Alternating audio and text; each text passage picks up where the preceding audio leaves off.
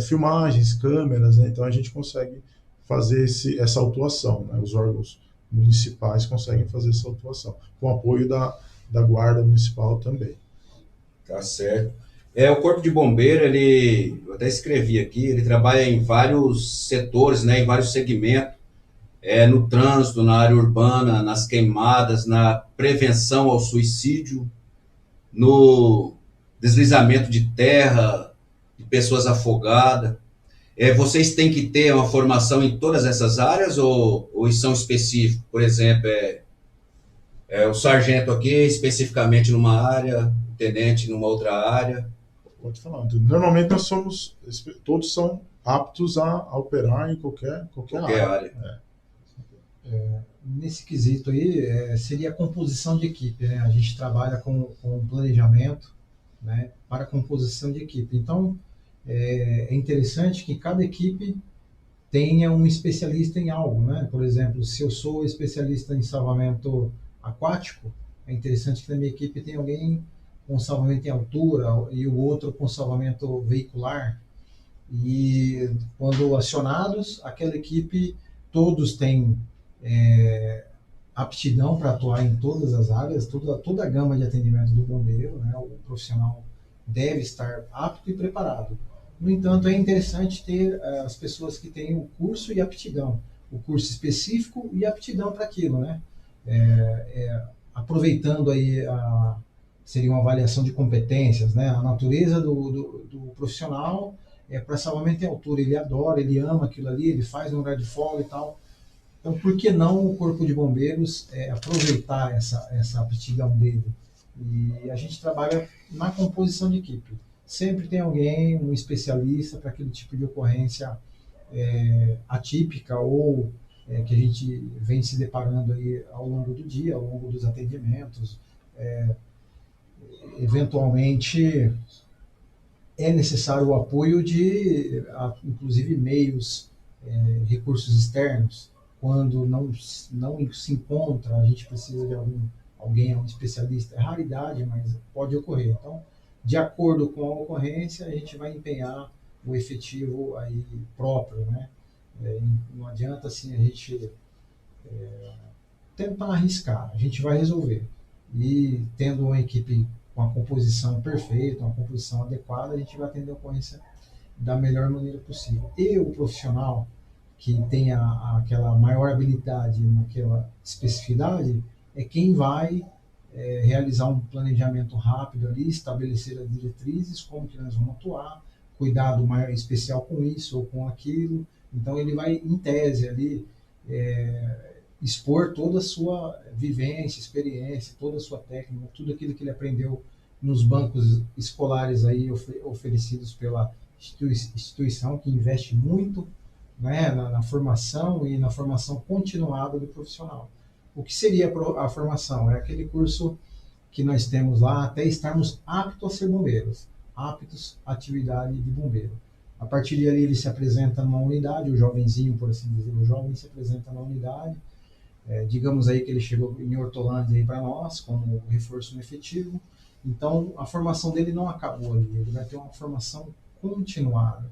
Então aquele profissional que nós temos no salvamento em altura, vai pegar ele por um período, pôr ele debaixo do braço, vem cá, é assim, assim. Mas eu lembro, é assim mesmo. E ele vai tirando as dúvidas e formando ele. Embora não tenha o curso propriamente dito, não voltou aos bancos escolares para virar um especialista, aquele profissional, aquele especialista que nós temos na unidade vai fazer uma transferência de mente, vamos dizer dessa forma, a gente chama dessa forma, vai lá, transfere de mente lá com o nosso camarada que acabou de chegar aí, o nosso profissional, né, recém-chegado, um novo policial, um novo bombeiro. Então ele vai torná-lo apto a atuar no salvamento em altura. Terminou aquela formação continuada no salvamento em altura, por um período, vamos falar de outro assunto, vamos falar de salvamento aquático ou salvamento terrestre. Também um profissional especialista vai pegar aquele rapaz. Então, assim, antes que ele volte para os bancos escolares, a gente não tem tempo de esperar, né? Então ele tem que estar preparado. Ali. Ele já vem preparado, ponto. Isso aí é certo. Porém, os especialistas vão passar as vivências. porque como ele atua em diversas ocorrências de altura, inclusive no horário de folga, né, ele vai lá, ó, tô sabendo que tem uma ocorrência assim, assim, ou nós mesmos acionamos, ele vem lá na folga, lá, faz todo aquele aporte. Então, antes desse profissional recém-chegado ter a oportunidade de voltar para a especialização, que ele melhor tiver aptidão, ou que a unidade observar uma necessidade e ele for voluntário, ele já tem toda essa formação continuada, ofertada pelos seus pares, por aquelas pessoas que vão compor equipe com ele. Então a gente é muito tranquilo para atuar em toda essa gama de ocorrência, de atuação, como a gente mencionou no início aí, né, que vai de um soterramento, que é um serviço totalmente bruto, totalmente braçal, né, com bastante técnica, cuidado, segurança, no entanto, exige muito do físico, até um treinamento, um atendimento de uma parturiente, no caso, que exige uma higiene, exige uma asepsia plena, né, uma outra atenção, um outro ramo, um ramo de atendimento de resgate, né? Então ele tem que estar apto para tudo isso aí. E a gente faz o máximo para que ele, o quanto antes, ele seja um profissional completo. E graças a Deus aí, antes de ser bombeiro eu já era um admirador do bombeiro, né? E continuo sendo, porque eu vejo a dedicação do pessoal, continuo sendo um admirador desse povo aí. Esse povo é complicado, eles vão para cima mesmo, não se negam ao treinamento. É isso que fascina, né, Adoro, a gente, né? Então, assim, é um povo diferenciado mesmo. Eu continuo admirador do bombeiro. Estou aí correndo o meu tempo aí para aposentadoria, já estou vendo a luz no fim do túnel, e eu fico imaginando aí o que eu vou fazer para retribuir toda essa vivência que eu tenho com esse pessoal, com o Corpo de Bombeiros, com o nosso efetivo, que é maravilhoso, né, no sentido de dedicação, que é a pergunta que o pastor falou para a gente. Então, realmente, eu acredito sim que estamos todos aptos aí a atender a população, e população, quando a gente diz, eu sempre incluo a minha mãe. Quem é a população? Primeiro, a população é minha mãe. Ponto. Então, nós vivemos com esse entendimento, com isso no coração. Quem que eu estou indo atender lá? A mãe de alguém. Pode ser a mãe do pastor, pode ser a mãe do tenente Bustolini, pode ser a mãe do sargento Antônio. Então, vamos atender da melhor forma impossível, inclusive, da melhor forma possível, aquilo que a gente treinou, aquilo que a gente sabe, com todos os meios que a gente tem. Maravilha. Dentro da corporação tem pessoas formadas em medicina, tem médicos? Olha, nosso efetivo é muito vasto, né? Eu tenho notícia de um bombeiro que está fazendo faculdade de medicina. Porém, nós temos um grupo, né? Nós chamamos o GRAU, que ele trabalha em conjunto com o Corpo de Bombeiros, que lá ele possui médicos, né? Médicos e enfermeiros. Trabalha na viatura do Corpo de Bombeiros, numa unidade de suporte avançado, faz parte do Corpo de Bombeiros, tem treinamento junto com o Corpo de Bombeiros, tem o equipamento de proteção individual, assim como o bombeiro. É um órgão à parte, porém está inserido na nossa instituição. E nós temos médicos sensacionais, extremamente vocacionados, porque para fazer o atendimento pré-hospitalar tem que ter a vocação, né? Não é fácil, é uma corrida contra o tempo, são situações críticas, né? Então, o atendimento pré-hospitalar ele é bem diferente do atendimento intra-hospitalar. Então, nós temos sim médicos, não fazem parte do quadro do Corpo de Bombeiros. Eu tenho certeza que nós temos bombeiros formados em medicina ou que estão cursando. Porém, para exercer a medicina no Corpo de Bombeiros, a porta é através do GRAU, que é um outro órgão do Estado também, e que trabalha em conjunto com o Corpo de Bombeiros. Para o pastor ter uma ideia, a viatura é composta por um motorista, que é um militar do bombeiro, o médico e um enfermeiro. Pelo menos um enfermeiro, às vezes até 2 enfermeiros.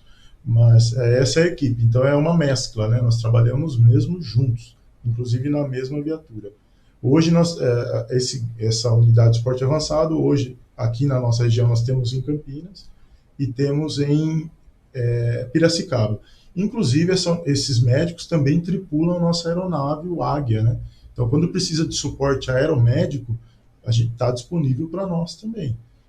Se precisar, nós acionamos o suporte aeromédico, de acordo com as circunstâncias, a distância do hospital, o trânsito que está naquele momento, a gravidade da situação. Nós acionamos o suporte aeromédico e o helicóptero pousa ali próximo à emergência e atua no local, realiza os procedimentos no local. Maravilha. Vocês conseguem me responder, tem conhecimento, por exemplo, uma pessoa em contato diretamente com a chama ou diretamente com a fumaça num ambiente fechado, quantos minutos a pessoa tem ali de vida? Isso, pastor, varia um pouco de organismo para organismo. Nós temos que entender o seguinte, o ambiente de um incêndio num local fechado, ele normalmente chega a uma temperatura de 600 graus, né? É incompatível com a vida. Então, eu tenho certeza que essa pessoa ela vai conseguir sobreviver poucos minutos, né? Ou até mesmo menos de um minuto, dependendo da explosão ambiental ou do flash que a gente tem lá de fogo. A questão da fumaça também é um outro complicador, né? Porque o CO2 ele vai se ligando às moléculas de oxigênio e vai matando a pessoa por asfixia mesmo. Então, a pessoa deixa de respirar, deixa de fazer na verdade, a troca gasosa, né, de fazer o processo de hematose lá, de oxigenação do sangue, e começa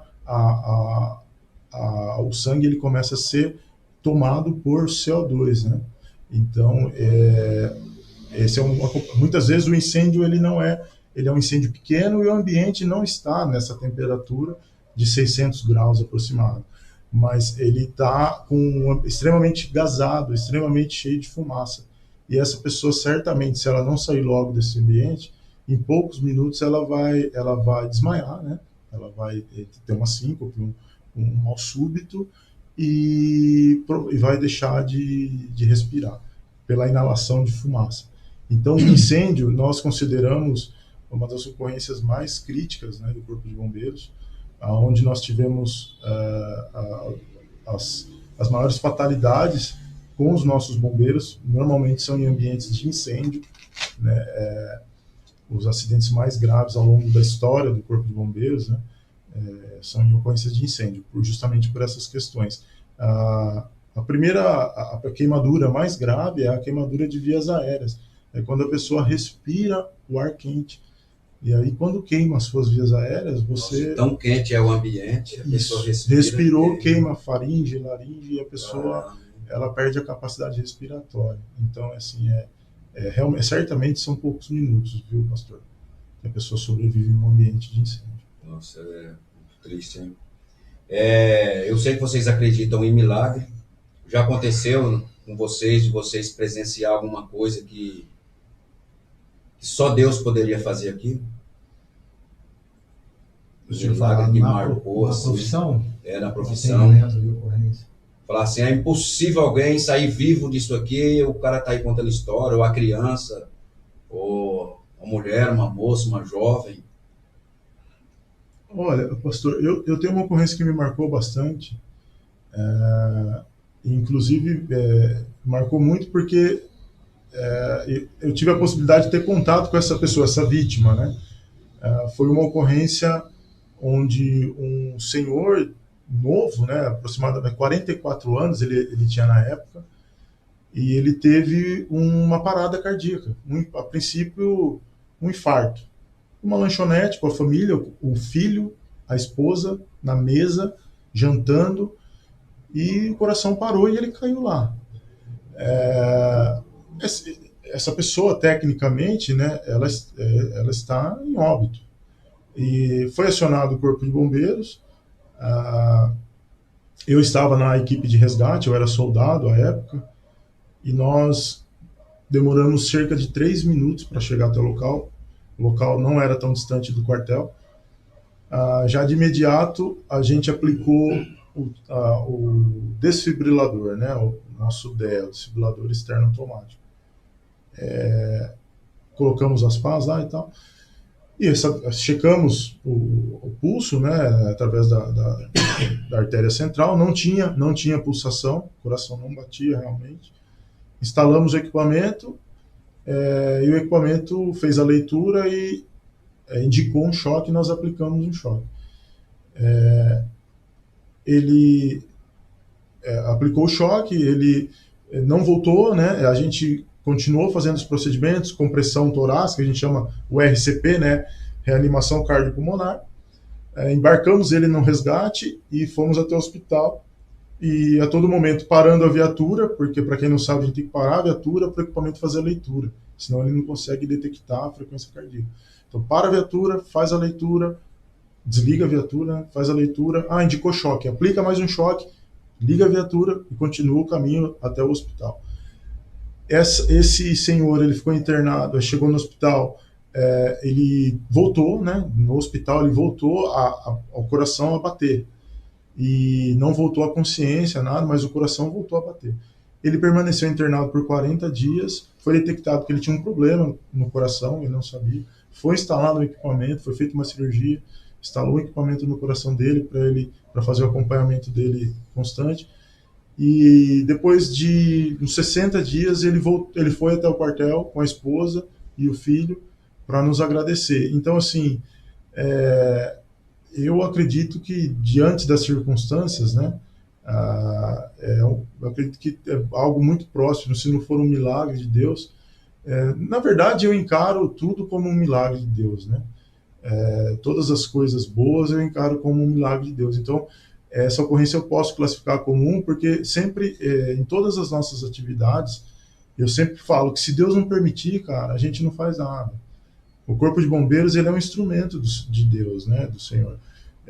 Então, assim, sem a permissão de Deus, a gente pode colocar qualquer equipamento, pode fazer qualquer manobra de reanimação cardiopulmonar, que essa pessoa não vai voltar. Tanto é que de cada 100 pessoas que eu já fiz aí ou mais na minha carreira, eu tenho notícia de 2 ou 3 que voltaram, né? Então, que a gente faz as manobras de reanimação cardiopulmonar, 99%, 98% não volta.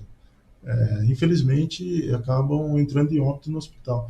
Então, essas pessoas que voltam, eu encaro sim como um milagre, né? Porque tudo conspira, né? Deus, ele age ali, porque tudo, o local foi próximo do quartel, a gente chegou rápido, o equipamento detectou, a gente fez as manobras, tudo deu certo, o atendimento médico com certeza também foi um ótimo atendimento, e aí tudo deu certo, e hoje ele está aí, e por incrível que pareça, isso vai fazer uns 7, 8 anos já, essa ocorrência, e até hoje esse senhor, ele manda mensagem de Feliz Natal, Feliz Ano Novo, às vezes vai até o quartel, então para nós isso não tem preço. E realmente, eu acredito que se teve um milagre que eu posso relatar aqui, foi esse. Maravilha. O vereador Aldemir Clemente mandou parabéns para ele pelo muito trabalho salva-vida. Vamos ver aqui. O Aldemir Clemente, vocês conhecem o Aldemir Clemente, vereador de Hortolândia? Sim. Ele manda um abraço para vocês, um abraço, Aldemir, que Deus abençoe sua vida. Que ele fala assim: parabéns aos amigos entrevistados que representam o salvamento de vidas. Eu vou convidar o Aldemir Clemente para nós fazer aquela visita lá no Corpo de Bombeiro, e eu tenho certeza que ele vai topar na hora. E sempre quando ele vai em Minas, ele traz um cafezinho mineiro, que é purinho, igual você falou. E pedir para a esposa dele fazer um cafezinho daquele, a gente vai levar lá o cafezinho e um biscoitinho. E a gente complementa lá e proseia bastante. A gente sabe, tem até um pedacinho de queijo, ele fala queijo. E já viveu alguma experiência linda assim? Eu acredito que o Tenente Gustolinho usou a palavra correta. Eu acredito que em diversas intervenções aí, se não fosse a mão divina aí, nada poderíamos. Eu vivo com essa crença. E no volume de ocorrência, na gama de ocorrência que a gente atende aí, é sempre assim, né? Não me vejo assim como alguém que ver milagre a todo tempo, porque isso seria um privilégio imenso, né? Não me considero assim. Eu acredito nisso, que cada intervenção que nós temos é um milagre na vida das pessoas que tem o êxito aí em salvaguardar a vida e principalmente na vida dos profissionais que voltam íntegros para casa, voltam são e salvos para o seio da sua família, podendo descansar para no serviço próximo aí, o posterior, poder novamente estar ofertando o serviço de bombeiro para a população. Então eu vejo que realmente, não sendo a mão divina aí, apesar de todo o treinamento, apesar de todo o equipamento, de todo o suporte que o Corpo de Bombeiros nos proporciona, com todos os apoios possíveis, não sendo a mão de Deus, né, nada poderíamos. Então isso por si só já é crer e confiar e revelar um milagre, né? Eu creio nisso. E qual que, com a pessoa ser bombeiro, qual é o perfil que ele precisa ter? Principalmente no lado psicológico. Você tem bombeiro, por exemplo, que afastado, o índice é grande ou pequeno por ter problema psicológico, não aguentou a pressão, não aguentou viver e conviver com essa situação. Problema de família em casa, da pessoa não conseguir separar o trabalho com a família, chega em casa estressado, sofrendo também, e às vezes a incompreensão da família que está em casa, que não participou do dia a dia.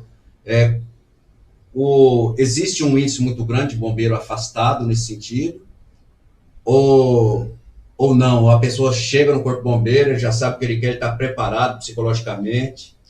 Pastor, nós realizamos um trabalho de triagem, né? O nosso departamento de seleção e alistamento, ele realiza um trabalho no concurso de avaliação psicológica. Então, os nossos candidatos a fazerem parte do Corpo de Bombeiros, eles passam por uma avaliação, primeiro uma prova intelectual, né, teórica, para avaliar os conhecimentos mínimos aí que a profissão exige, depois uma prova física, exames médicos e exames psicológicos.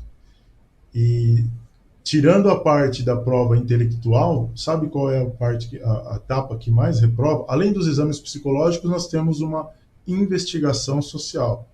E aí a gente vai entrar na questão do perfil do bombeiro, né, do militar, do modo geral, seja policial militar ou bombeiro.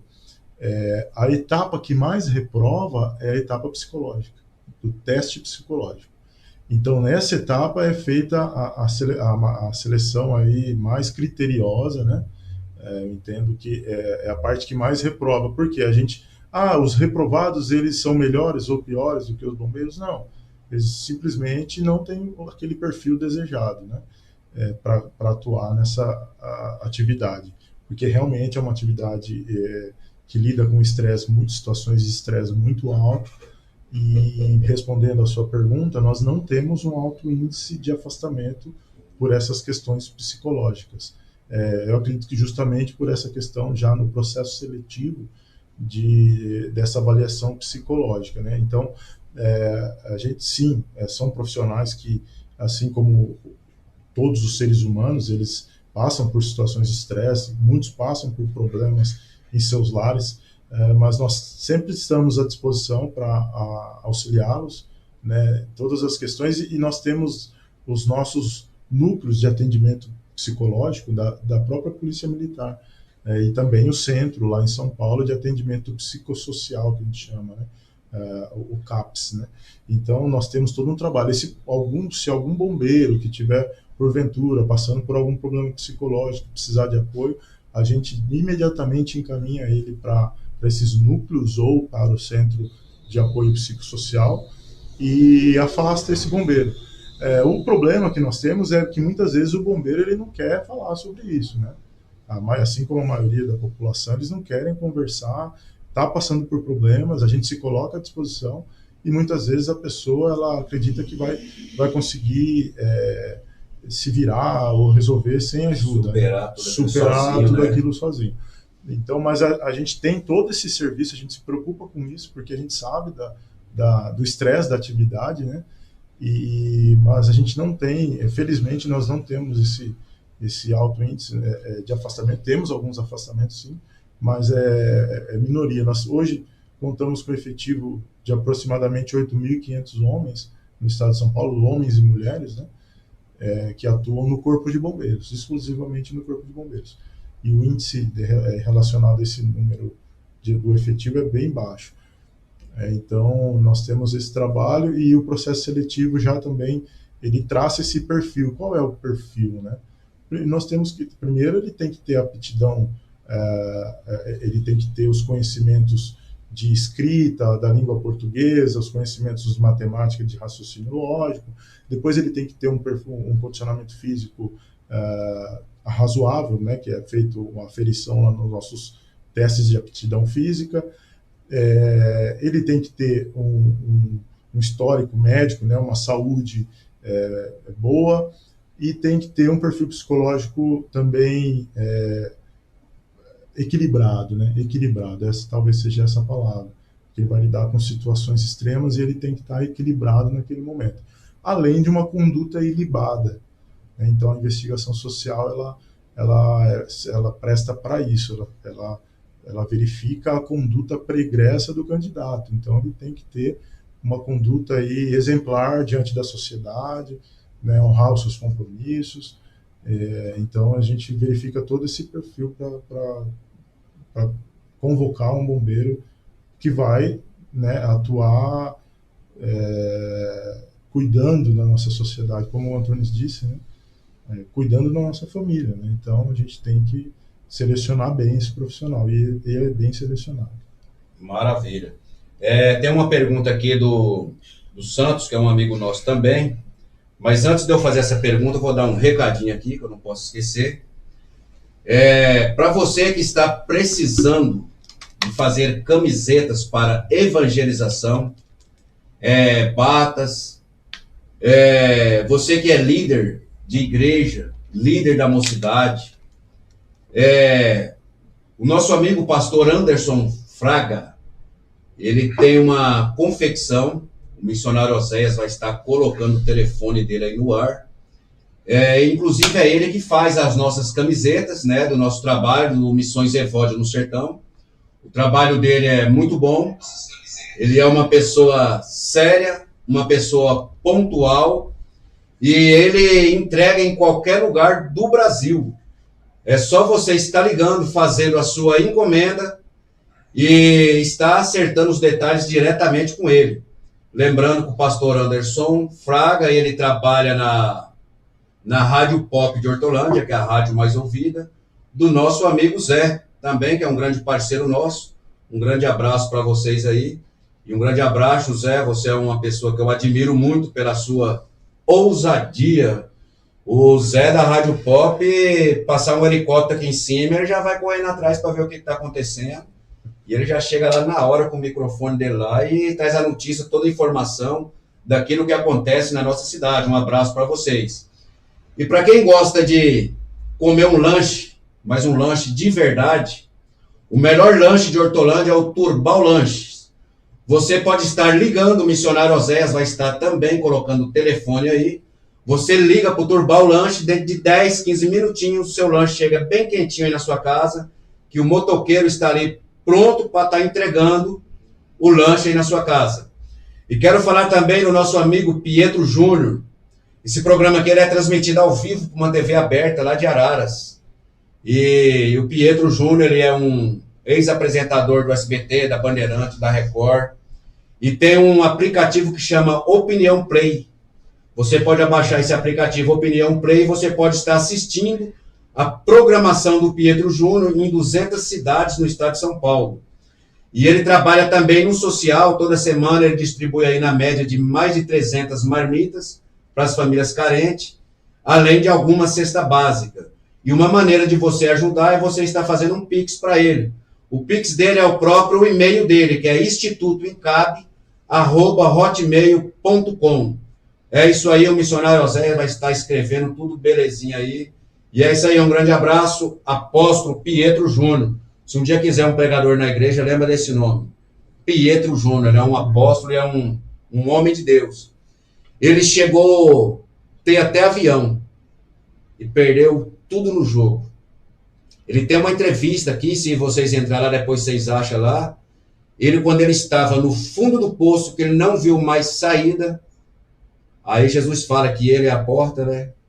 Aí ele lembrou, falou, não, eu tenho que passar por aquela porta para a minha vida ser restituída. E ele é uma pessoa muito inteligente, ele está se levantando outra vez, está se erguendo, e agora melhor ainda com Cristo, né? O testemunho dele é muito bonito. Então a pergunta do santo aqui é o seguinte, cadê o santo aqui, santo? Ele apagou a mensagem, rapaz. Ô, santo, não faz um negócio desse comigo, não. Mas a pergunta dele eu lembro, ele falou assim, qual foi a situação mais difícil que vocês já enfrentaram até hoje? A situação assim que deu trabalho, ou foi difícil emocionalmente mesmo, ou que algum bombeiro teve que sair para um canto para poder chorar, ou alguma coisa assim. Vocês vivenciaram assim, algo muito difícil que vocês podem falar?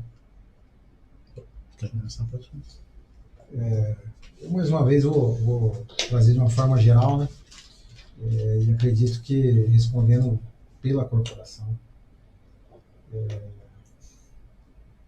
as ocorrências que envolvem criança, né? Porque a gente tem um instinto paterno, né? A maioria teve o privilégio de ser pai.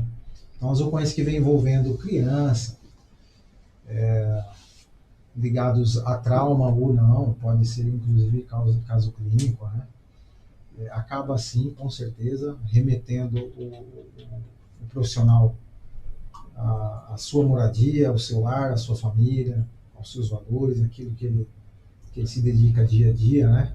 Então ele acaba lembrando da família e se colocando no lugar daquela família em um momento de sofrimento, de dor, de aflição, por não saber que destino terá aquela criança após o atendimento, enfim.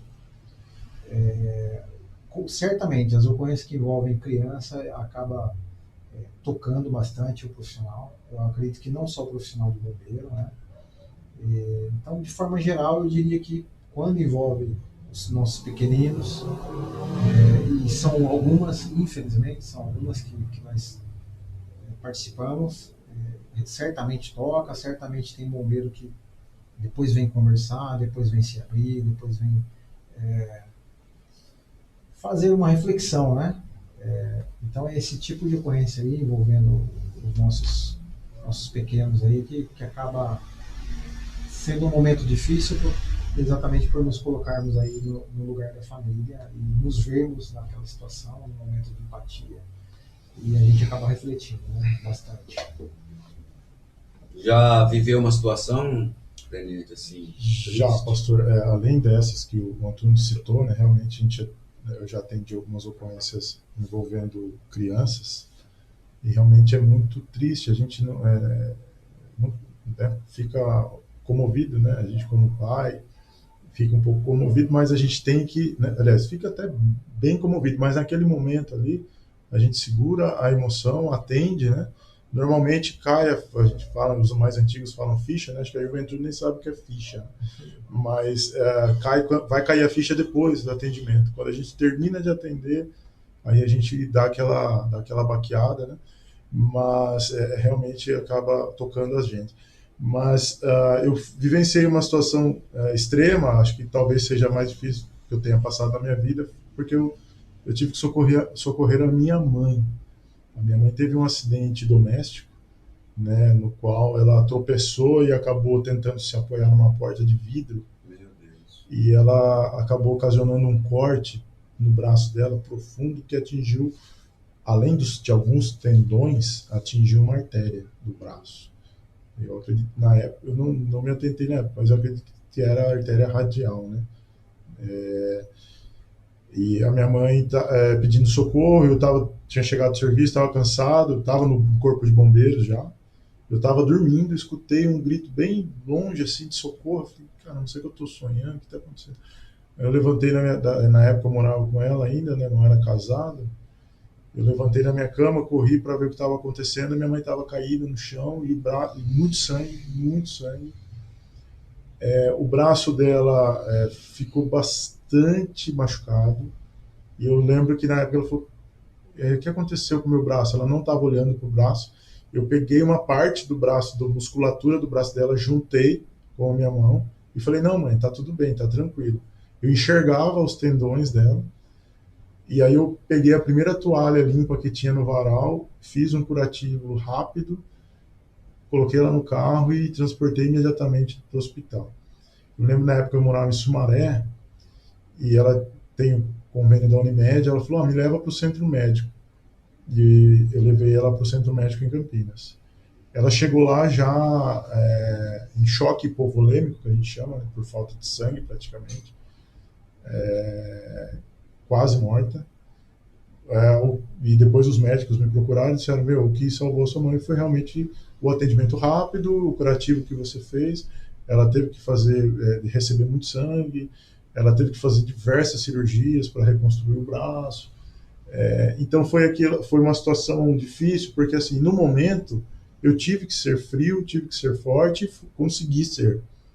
Mas depois que ela entrou no centro cirúrgico, foi a hora que eu sentei e falei, eu me lembro que na época eu era noivo da minha esposa, né? Eu liguei para minha noiva na época e falei, minha mãe, não sei se minha mãe vai sobreviver.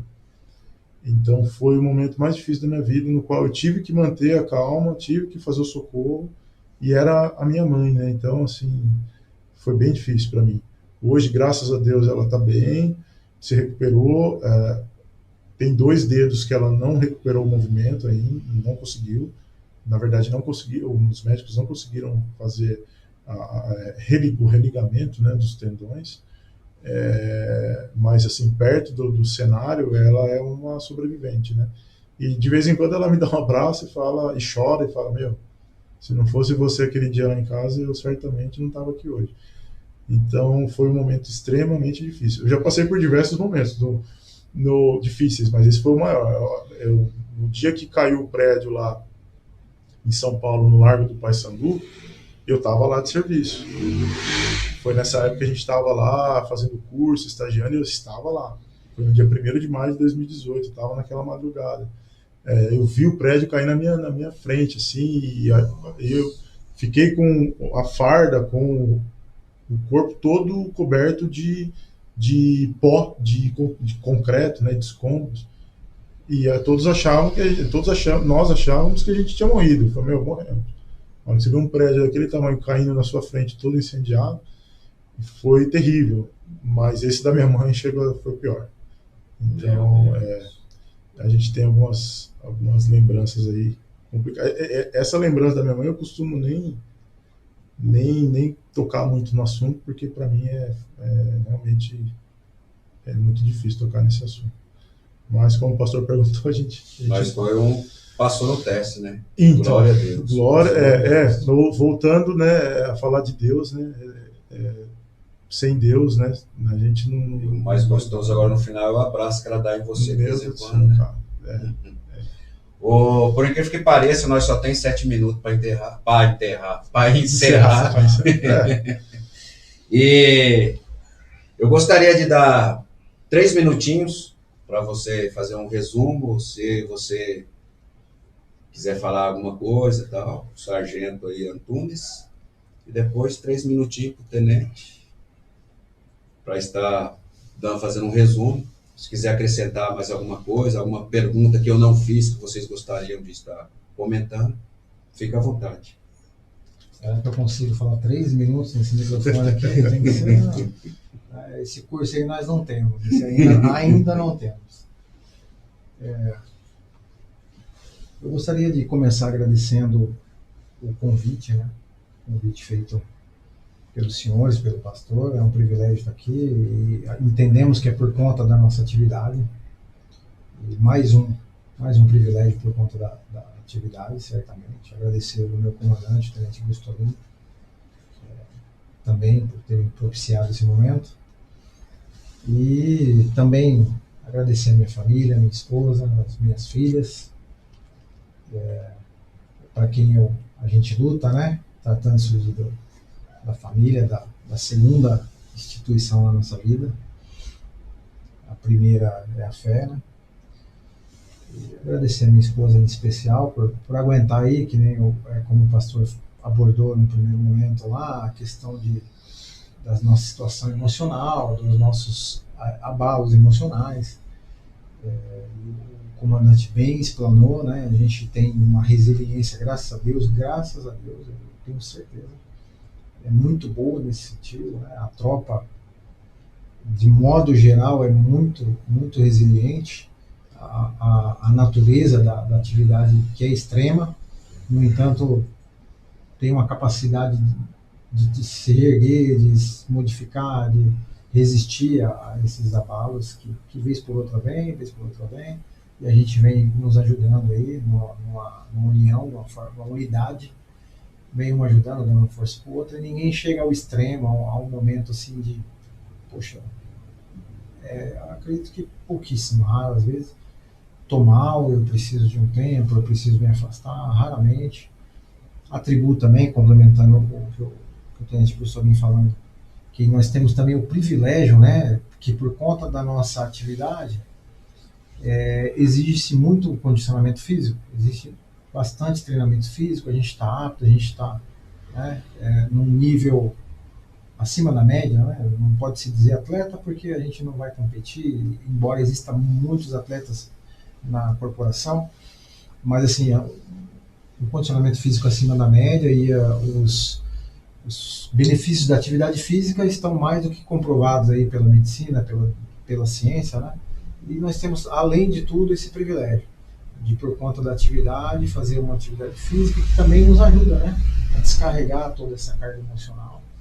E a família, sem sombra de dúvidas, a nossa família, que nos aguenta no dia mal, chora com a gente, sorri no dia bom, sorri com a gente. Então, ela nos acompanha nas agruras e nos louros, né, da nossa profissão, da nossa caminhada de vida.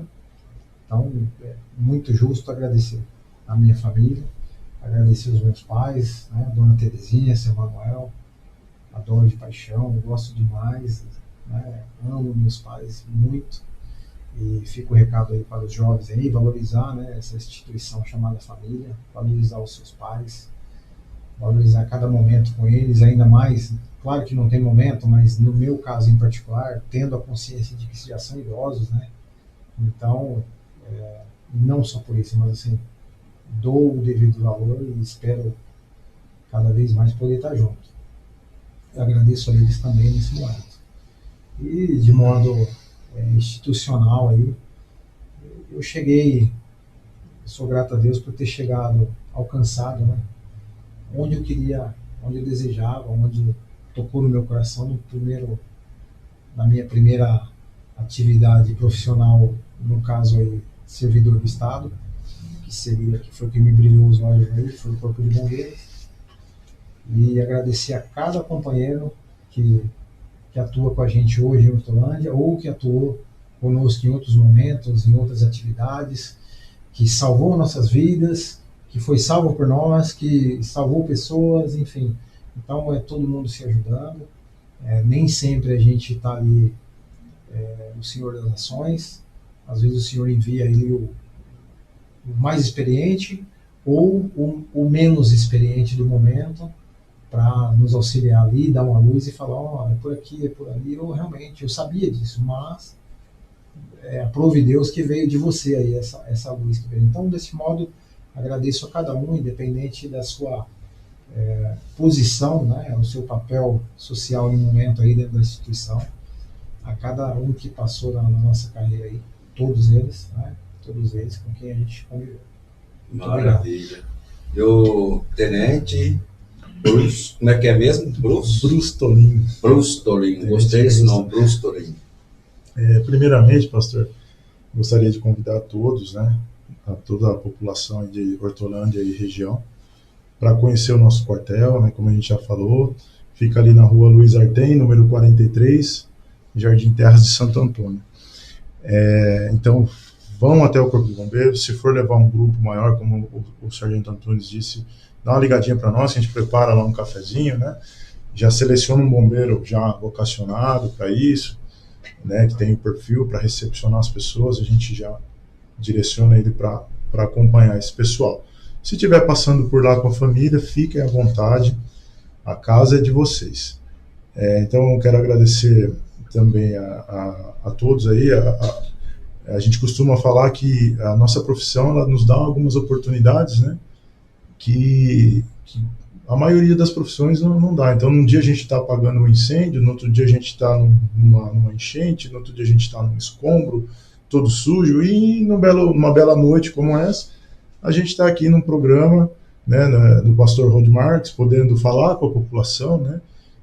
Então, assim, é uma profissão bem dinâmica, e é isso que nos dá essa satisfação, né, de poder trabalhar no dia a dia e com afinco, com bastante dedicação. Então, agradecer a todos aí, agradecer o nosso comandante, o capitão Bruno Bobo, que não pôde estar aqui hoje, mas está sempre nos apoiando.